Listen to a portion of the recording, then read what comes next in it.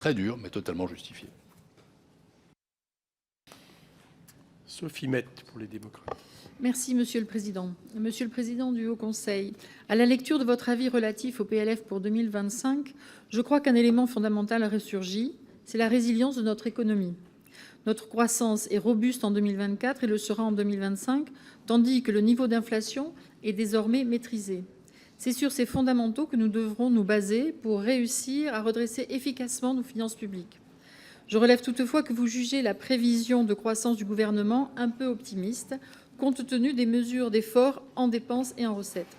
Vous indiquez également dans votre avis que les informations qui vous ont été fournies par le gouvernement n'étaient pas suffisantes pour pouvoir évaluer le réalisme des prévisions des recettes et des dépenses sur lesquelles reposent les textes financiers pour l'année 2025. Est-ce que dans ces derniers jours, voire ces dernières heures, des éléments nouveaux qui vous seraient parvenus pourraient être de nature à vous donner plus de latitude pour évaluer ces prévisions ?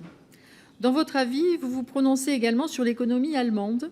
Notre plus proche partenaire européen traverse une période difficile, ce qui, compte tenu de sa place dans la zone euro, a des impacts également sur l'activité économique de notre pays. Pour l'année 2025, vous indiquez que les perspectives relatives à l'économie allemande sont très incertaines. Pourriez-vous nous indiquer quels éléments vous font tendre vers cette analyse, alors que de son côté, le gouvernement allemand table sur une croissance de 1,1% pour l'année prochaine ? Enfin, je tiens à saluer le fait que le gouvernement, alors qu'il n'était pas tenu de le faire, a saisi le Haut Conseil sur les prévisions et hypothèses macroéconomiques qui sous-tendent le plan budgétaire et structurel à moyen terme. Mais vous l'avez souligné, je vous en remercie. La saisine de votre institution nous permet ainsi de constater que le gouvernement a revu à la baisse sa prévision de croissance potentielle compte tenu du ralentissement de la population active notamment. Est-ce que vous partagez cette analyse ? D'autres facteurs propres à l'économie française sont-ils responsables de cet essoufflement de la croissance potentielle, selon vous ? Je vous remercie. Monsieur le Président. Alors, sur la résilience de l'économie française, elle est incontestable, mais malheureusement, les décisions prises n'ont pas transformé notre économie en championne toute catégorie, puisque justement la croissance potentielle est ramenée à 1,2 dans un premier temps, puis 1 ensuite, ce qui, compte tenu des évolutions démographiques que vous évoquez, est assez réaliste. Et je salue, d'ailleurs nous saluons le fait que le gouvernement est maintenant plus raisonnable sur son estimation de croissance potentielle. Donc moi je pense qu'il faut tout faire pour garder la croissance, ne rien faire surtout qui puisse l'endommager, mais n'attendons pas de la croissance seule qu'elle permette de réduire nos déficits. Ça, c'est une pensée magique qui, je pense, serait une erreur que personne ne doit commettre. Nous n'avons aucun élément nouveau. Notre avis est fait à date, c'est-à-dire que nous l'avons déposé avant-hier soir, tard, au Conseil d'État, qui l'apprécie. Il a été diffusé hier soir.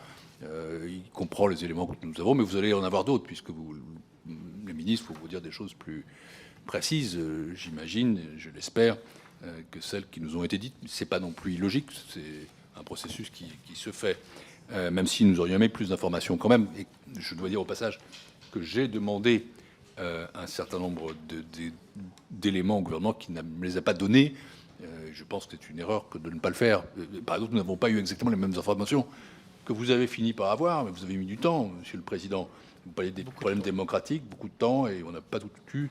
Non, je crois que le gouvernement, en fait, gagne à jouer la transparence, à la fois à votre endroit et à notre endroit. Ce n'est pas quelque chose qui lui est préjudiciable. Et donc, on a vraiment droit à cette information. Et je reviendrai à la charge systématiquement sur ce sujet. Enfin, pour ce qui est de l'économie allemande, elle tape tout de même sur une récession de 0,2 pour cette année. Donc ça veut dire qu'il y a un acquis de croissance qui est extrêmement faible. Et pour le coup, l'ensemble des hypothèses qu'ils mettent en avant est optimiste.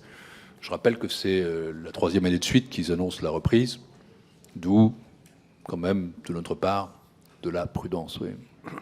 Et nous devons tous l'avoir. Y compris le problème de quand nous sommes informés par la presse. Oui, tout à fait. Non, mais j'ai écrit au ministre, j'ai reçu une réponse que je n'ai pas trouvée satisfaisante du tout. Je le lui ai dit, il en est convenu. Et j'ai bon espoir que ça ne se reproduise pas. Qu'une institution comme le Parlement, et même comme le Haut Conseil, qui n'est pas de même nature, mais enfin qui est comme une institution, vous êtes prévu dans la Constitution, nous sommes inscrits dans la loi organique, ne reçoivent pas des informations qui sont contenues dans la presse au fur et à mesure. Enfin, on apprend souvent plus dans la presse, dans certains journaux, que je n'ai pas besoin de vous citer, que par le gouvernement. C'est pas normal. C'est pas normal du tout. Voilà.